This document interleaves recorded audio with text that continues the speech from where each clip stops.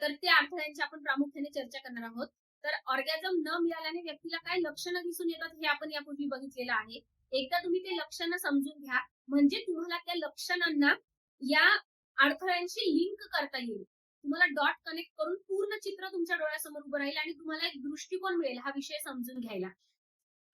तर ऑर्गॅझम मिळण्यात 2 प्रकार म्हणजे 2 पद्धतीने आपण हे समजून घेणार आहोत, की एक काय म्हणता येईल ना, माणूस म्हणून आपण जेव्हा स्वतःला घडवतो, तर ते घडवण्यामध्ये आपण कशी चूक करतो, ज्यामुळे आपल्याला ऑर्गॅझम मिळू शकत नाही, हे आपण बघणार आहोत. आणि दुसरं, एक समाज, कारण माणसाला 2 गोष्टी घडवत असतात. एक तो स्वतः स्वतःला घडवत असतो आणि एक त्याच्या आसपासचा समाज त्याला घडवत असतो.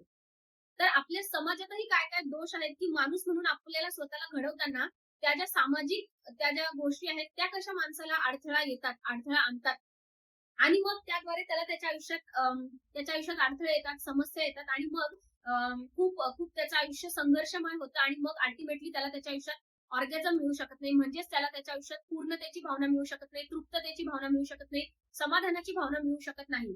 तर याला व्यक्ती स्वतः कसा जबाबदार आहे आणि समाज कसा जबाबदार आहे, हे आपण प्रामुख्याने बघणार आहोत या अडथळ्यांच्या निमित्ताने.